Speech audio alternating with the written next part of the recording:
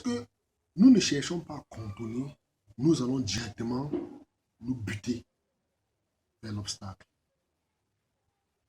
Sachant que la prospérité, c'est un phénomène, c'est un processus mental. Celui qui le veut, le devient. Si vous voulez être prospère, vous allez penser comme des gens prospères. Vous allez faire des choses qui vont vous diriger vers la prospérité. Mais si vous pensez plutôt négatif, ça va vous attirer, ça vous enverra vers le négatif. Comme quoi, ce à quoi nous pensons détermine ce que nous recevons et puis ça détermine ce que nous aurons. Si nous pensons et nous voulons avoir cette prospérité, on l'aura, on le deviendra. Ça, c'est clair. Il faut avoir cette ferme conviction, avoir cette confiance en soi. Se dire que ceux qui en ont le même 24 heures que nous. Qu'est-ce qu'ils font? Comment ils font? C'est leur manière de penser qui fait la différence. Il n'y a rien d'autre. C'est la manière de penser. Comme quoi, lorsque l'enfant viendra vers nous, il est venu nous poser la question, nous ne savons pas comment répondre. Je vais donner quelques astuces que nous puissions éduquer nos enfants dans ce sens. Quel que soit ce que nous faisons aujourd'hui, quel que soit le boulot que nous faisons, nous accomplissons, nous avons ce devoir d'apprendre à ce que nous aimons. Comment prendre soin d'eux sur le plan financier. Ça, c'est un devoir. Et puis, c'est ce que tout parent essaie de faire.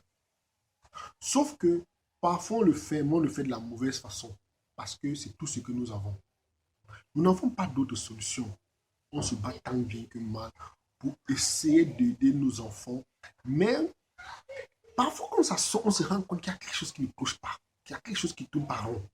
On n'a pas d'autre solution. Et c'est cette solution que je voudrais partager avec vous. Une partie, une infime minorité, une partie infiniment petite de cette solution que je voudrais qu'on partage. Et puis, croyez-moi, si on le met, au moins nous sommes dans un processus de changement. Au lieu de continuer à faire les mêmes choses. Comme celui qui fait quelque chose pendant des années, ça ne marche pas et il continue à le refaire. Il faut changer. Tu ne peux pas faire quelque chose pendant des années, ça ne marche pas. Tu continues à faire cette même chose. Non, il y a quelque chose qui ne va pas. Il faut changer la manière de faire. Comme il y a quelqu'un qui dit que pour que quelque chose change dans ta vie, il faut que tu changes quelque chose. Pour avoir ce que tu n'as jamais eu, il faut faire ce que tu n'as jamais fait. C'est clair. Tu vas avoir 10 millions de dollars. Fais ce que les gens qui font pour avoir 10 millions de dollars font. Tu auras. Tu ne peux pas vouloir avoir 10 millions de dollars et puis tu fais quelque chose ou bien tu fais un travail qui te rapporte 100 euros par mois. Pour que tu aies 10 millions de dollars, ce n'est pas possible. Qu'est-ce que tu dois faire pour avoir les 10 millions de dollars? Change ce que tu fais ou bien change la façon de faire. Comme quoi, si tu ne changes pas quelque chose, rien ne change tant qu'on ne change rien. Rien ne change si on ne change rien. Il y a cette petite gêne que j'ai constatée lorsque nous parlons avec des frères, avec n'importe la majorité des gens. Les gens ont beaucoup de gêne ou ont peur de parler de l'argent. Pourquoi? Posez-vous la question. Pourquoi vous avez peur de parler de l'argent? C'est une question. Pourquoi nous avons peur de parler de l'argent? Si je faisais une vidéo pour parler de la cuisine, il devait y avoir plein de monde. Une vidéo pour parler des stars. Parce qu'on nous distrait avec des choses qui ne nous importent pas. Mais allez chercher des vidéos qui parlent de l'argent, des techniques. Il y en a très peu. Et puis ceux qui sont payants. Et ça coûte extrêmement cher. Mais jusque-là, on ne sort pas toujours avec la solution. Hein. On ne sort pas toujours avec la solution. Ok. Pour revenir au conseil dont je disais qu'il fallait donner à nos enfants. Il y a une chose qu'il faudrait qu'on dise à nos enfants. Que la vie, c'est quelque chose d'assez compliqué. Que nous serons bousculés tout le temps. Être vraiment riche, on sera bousculé. La vie va nous bousculer. Elle va nous envoyer à gauche, à droite, nous secouer. Mais il faudrait lui dire que au cours de ce processus, il doit apprendre des leçons. Tout le long de sa vie, lorsqu'il aura des difficultés, qu'il apprenne des leçons. Parce que lorsque la vie nous bouscule, elle nous apprend, on a des leçons à apprendre à chaque fois. On a tout le temps des leçons à apprendre. Et il ne faudrait jamais abandonner. Il y a d'autres, lorsque la vie leur bouscule, ils cherchent des boucs émissaires. Ils cherchent des gens sur qui remettre ces problèmes. Soit ils vont accuser, c'est à cause de ma femme, c'est à cause de mes enfants, à cause de mes amis, à cause, parfois même vont jusqu'à dire que c'est à cause de leur patron, que c'est leur patron qui est la cause de leurs problèmes. Non mais comment? Certains vont lui dire, comment au lieu de se battre et puis chercher à apprendre, ils vont chercher des gens sur qui transférer leurs problèmes. Et puis ça coule les rues. Et en cours de route, il y a beaucoup qui abandonnent. Hein. Il y a beaucoup qui abandonnent. C'est la raison pour laquelle on verra des personnes qui travaillent dans une entreprise, il n'est pas content de son salaire. Il n'est pas content de la manière dont il est traité, mais il continue à travailler là-bas. Tu n'es pas content, tu n'as qu'à démissionner. Et puis, je ne croyais pas que je demande de démissionner pour aller rester au quartier. Démission, tu crées ta part. Démission, tu crées pour être ton propre patron. On n'a pas besoin. Il n'a pas besoin. Il y aura un... Lorsque la vie va nous bousculer, apprenons nos enfants, lorsque la vie va nous bousculer, il y a une petite quantité qui apprendra, qui vont apprendre les leçons, ils vont continuer d'avancer.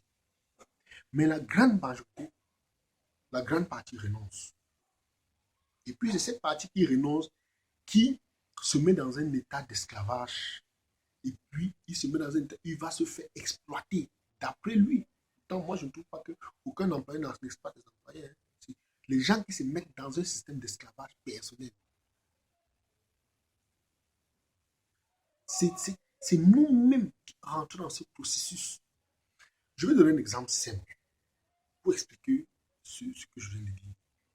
Quelqu'un qui, par exemple, travaille dans une entreprise, on a mis une affiche quelque part, on a besoin de vendeurs. Le jour où vous venez, on vous reçoit. Vous êtes reçu, vous passez à l'interview, après on vous retire. L'employeur va vous proposer peut-être le SMIC. Vous mettez juste au SMIC. Vous acceptez. Vous n'êtes pas obligé, hein?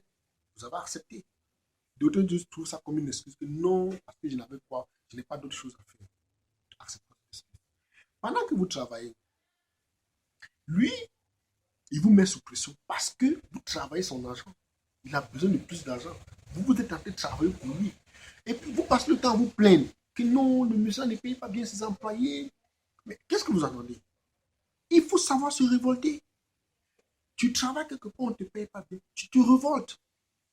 Mets-toi en colère et révolte-toi. Soit tu démissionnes. Tu vas créer ta propre entreprise. Ne reste pas dans un état. On t'exploite d'après toi. Et puis, tu continues à rester là-bas sous le prétexte que tu n'as pas d'autre choix. Tu as le choix. Le choix que tu as fait, c'est de rester esclave. C'est ça. Tu as décidé d'être esclave. Tu as refusé de prendre ta liberté. Et tu veux que les gens viennent s'inquiéter. Que les gens se soucient de toi. Prends ta liberté. Travaille dans une entreprise. Ça, c'est une petite technique que je vais te donner. Pendant que tu travailles dans une entreprise, au lieu de travailler pour de l'argent, va dans une entreprise, apprendre ton travail. Tu rentres dans l'entreprise, on te donne n'importe quel salaire, tu ne te plains jamais. Viens, à la rigueur même, je dirais à quelqu'un d'aller plutôt apprendre à travailler, d'aller travailler dans une entreprise sans salaire. Parce que tu vas là-bas apprendre. Du moment où tu vas arriver, tu vas dire au patron, moi je vais venir travailler, je n'ai pas vraiment besoin de salaire, je vais travailler comme ça. Le gars sera même surpris de m'attendre parce qu'il y a des gens. Pourtant, tu sais ce que tu veux. Tu veux plutôt apprendre comment ça fonctionne dans cette entreprise. Chercher les failles.